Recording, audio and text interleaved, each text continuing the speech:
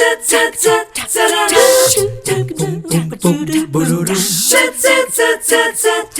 morning. We're going to get right to the show this morning because we have a lot of conversations to have, especially with our first guest. So here's the very quick setup, because if you've been watching the news, perhaps you or someone in your family is looking to buy or sell a house.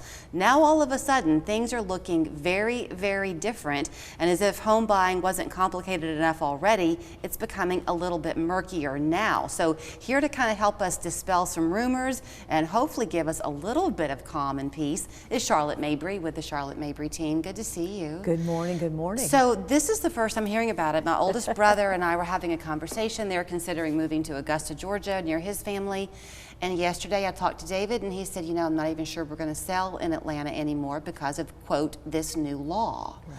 So this might be unfamiliar to a lot of people, Charlotte. Well, what's going on? And it isn't law yet. It is strictly a settlement to a class action suit that's being discussed and has been negotiated, but has not been signed off on by a judge yet.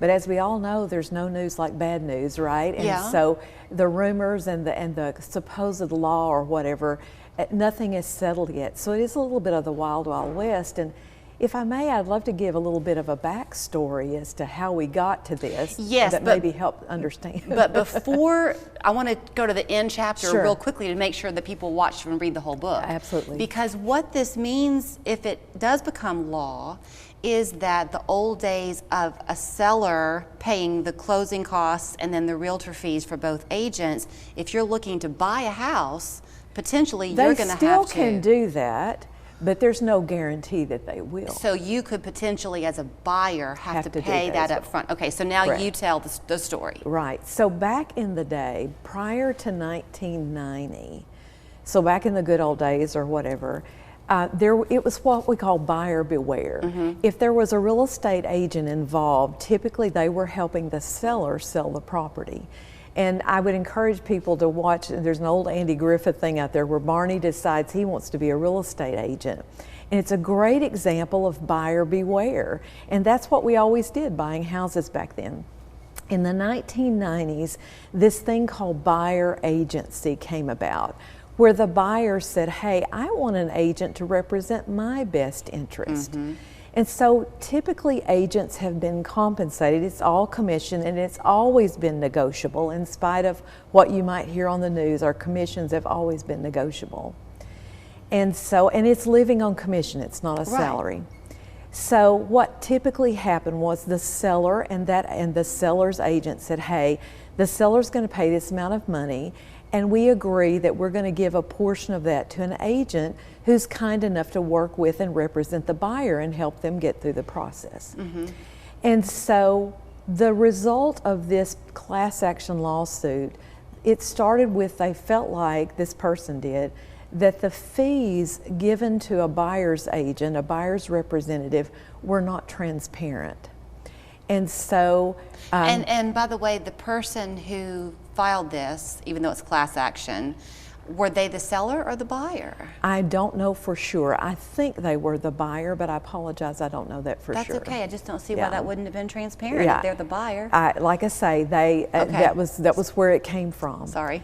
And so the result of this is going to be what we call the decoupling of commissions, assuming this is signed off on. Again, remember, this is fluid. It's the wild, wild west right now. We don't know, the agents even don't know for sure. But in theory, what will happen is that you as a buyer, if you want to buy a property, there is no guarantee any longer that the seller will cover or pay for the commission for you as a buyer's representative, as a buyer's agent. So as a buyer, if you want an agent to represent you, there is a chance you will have to pay them yourself. Okay, so a timeline here. This goes before a judge It has been agreed to in negotiation, but the judge has not signed off on it. That's scheduled to happen in July of this year. Federal judge? A federal judge. Okay. If it's a federal law, correct. Again, there are state laws associated with that, and this class action is with a trade organization, not with a state law or federal laws, right? Okay. It's with a process. And so it won't change the state laws, but it will change how things are done.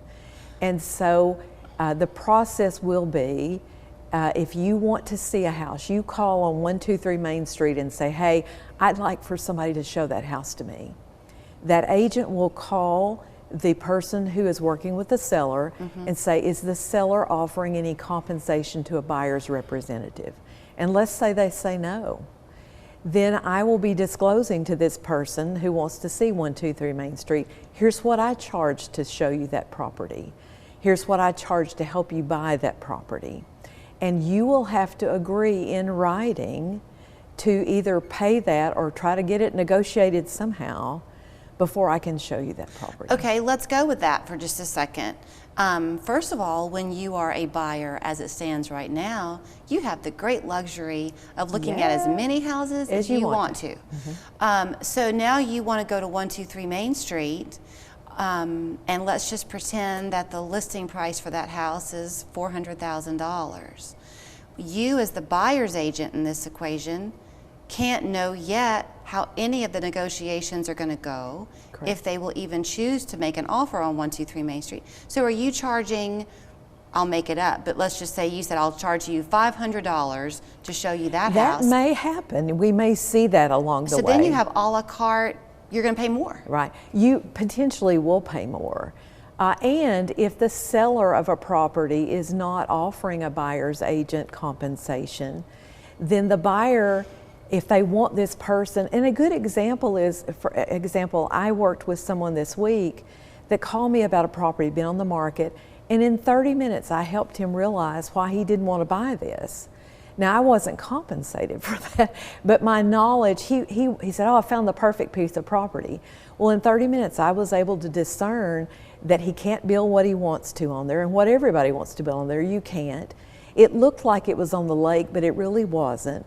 And so I helped him to find out all of those things. That's my skill set, but he didn't pay me for that this time because I just did that for him as a favor. I only get paid if he buys the property. But wouldn't this almost work in direct opposition to the notion of buyer beware? Because if you're now the buyer's agent, the only way you're going to make your money is to encourage someone to buy a house. Correct. And you know, absolutely. And there will be buyers who say, you know, I don't have the money to pay my own agent, so I'll just go to the agent who represents the seller. Well, now we're back to buyer beware, right? Because only one person's interested. Only one person is interested. And as a seller, we still will be encouraging our sellers to pay those buyer agent commissions. Yes. Because it is in their best interest for them to work with a buyer who is represented by another agent who has that buyer's wishes and all at heart. Well, okay, not only that, let's pretend I wanted to sell my house. First of all, can I disclose in putting my house on the market, seller is paying We are no fees? longer allowed to put any commissions in MLS per this ruling. So there's no way to know. There is no way to know unless we call. I'm sure there'll be ways to figure that out.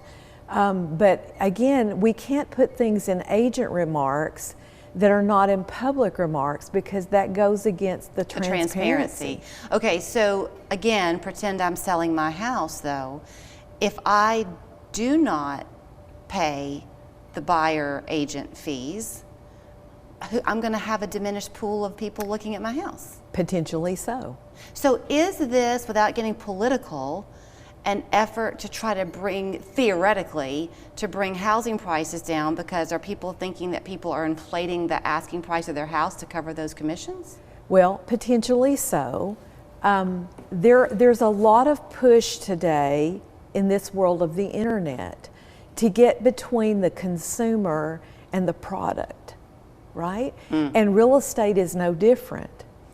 And if you think about it, and again, I'm going to step out right here and be political a little bit, there are companies that would rather see us all rent than buy. Oh, yeah.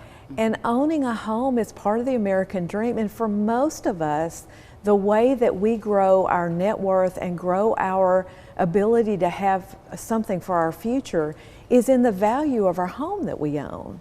And if we're kept away or if that's slowed down or we inhibit people's opportunity to own real estate, That's a problem. Okay, I've got to wrap it up. I know you do a lot of educational things. Sure. Are you planning anything? Absolutely. We've already been talking about this some. For anyone that has a question, please call me. I'm glad to walk you through it, talk you through it. Again, it is still evolving.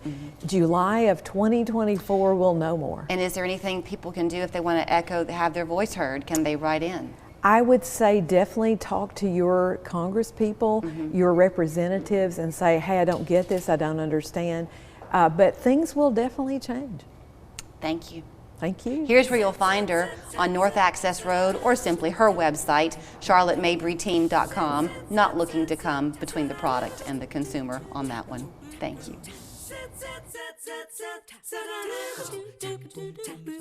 Hi, I'm Trevor. Welcome to the Hemp House. Let me show you where the treats are. Our selection of local products allows the Hemp House to bring a little calm to life's journeys, whether you're blessed with 4 legs or just 2. The Hemp House, 4 locations to serve you, or online at hemphousechat.com.